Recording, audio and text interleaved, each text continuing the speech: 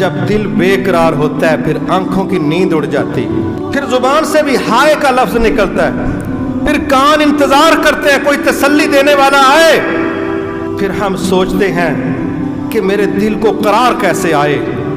ہاں، گناہ بے قرار کرتے ہیں۔ نبی صلی اللہ علیہ وسلم سے پوچھا گیا گناہ اور نیکی کی ڈیفینیشن کیا ہے؟ آپ نے فرمایا البر حسن الخلق، عادتوں کا درست ہونا، اخلاق کا اچھا ہونا، یہ نیکی ہے۔ والاسم ما حاک فی صدرک وکرہت ان یطلع علیہ الناس، اور گناہ اس کو کہتے ہیں جو تمہارے دل میں کھٹ کے تمہیں بے قرار کر دے اور تم پریشان ہو جاؤ کہ جو میں کر رہا ہوں اس کا کہیں لوگوں کو پتہ نہ چل جائے۔ یہ انکشاف کا خوف، یہ وکی لیکس کا خوف، یہ بندے کو پھر بے قرار کرتا ہے، یہ بندے کو قرار نہیں لینے دیتا۔ اور قرار کس طرح آئے گا؟ سنگل ایجنڈا ہے، اللہ کا ذکر، اللہ کا سسٹم، اس کی ڈکٹیشن، اس کی بات، اس کی قبولیت۔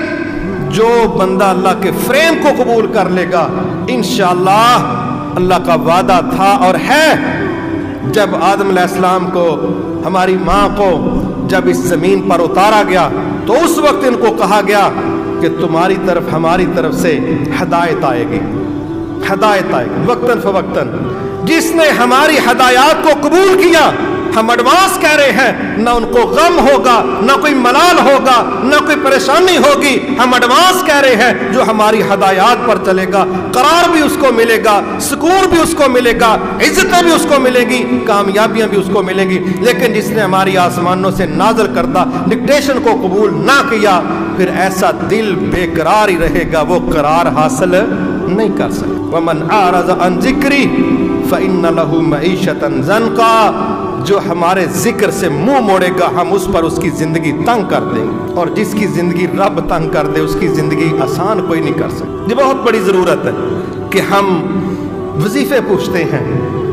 میرے بھائی صاف سیدھی بات ہے، میں ایک مثال دیتا ہوں۔ آپ نے کسی بندے کی کسی دوسرے کے سامنے چگلی کر دی، اب جس کی چگلی ہوئی ہے اچانک وہ ادھر پہنچ گیا، وہ صرف اتنا کہہ دے تسی جدو گل کرن دے سو نال دے پاسے میں کھلوتا میرا منہ پرا نو سی، پسینے آن گے کہ نہیں، تریلیاں آئیں گی نا، دھڑکن بڑھے گی نا۔ اب ہم کہیں گے جے زمین پکی نہ ہوندی تو میں تھلے ہی وڑ جانا سی۔ ان کئی لوگ بستی پروف بھی ہوندے ہیں ماشاءاللہ، ویندے نا تو کوئی گل ہاتھ چ نہیں، پھر آندے اے تے میں تیرے منہ تے بھی کہہ سکنا، ان اندروں جانتے بنی ہے میں کر کے بیٹھا۔ بڑے بڑے بہادر لوگ۔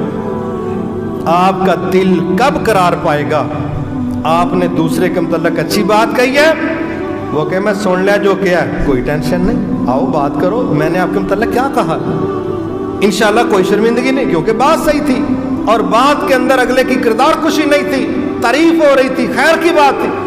میرے بھائی، گناہوں نے بندے کو قرار نہیں دینا، اس نے بے قرار کرنا بہت زیادہ ضروری ہے۔ سادہ سنگل حل ہے، جو جتنا زیادہ قرار میں رہنا چاہتا ہے، پرسکون رہنا چاہتا ہے، وہ اپنے آپ کو اتنا گناہوں سے محفوظ کر لے۔ انشاءاللہ جتنا کوئی گناہوں سے اپنے آپ کو بچائے گا اتنا اللہ تعالیٰ اس کو پرسکون کر دے گا۔ اسی طرح ایک اور مسئلہ ہمارا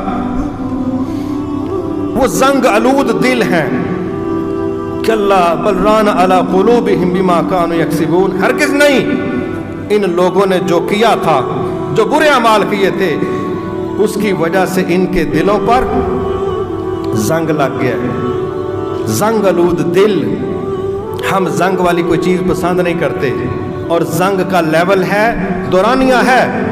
آپ ایک لوہے کے ٹکڑے کو زمین میں 1 ہفتہ رکھیں، بارشیں ہو رہی ہیں، آپ نکالیں، اس پر جو زنگ لگا ہے اس کی ایک حیثیت ہے، کچا ہے ابھی، رگڑیں گے مانجیں گے ہو سکتا ہے صاف ہو جائے، لیکن ایک لوہے کا پیس آپ کئی سال زمین میں رکھیں، بارشیں پڑ رہی ہیں، موسم کے اثرات ہیں، اب اس کو کئی سالوں کے بعد نکال کے کہیں نا کہ میں اس کا زنگ اتاروں، نہیں، اب تو زنگ اس کے اندر تک چلا گیا۔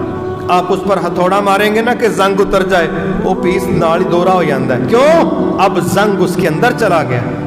اگر ہم لوگ گناہوں سے بر وقت توبہ کر لیں تو امید ہے دل محفوظ رہے گا۔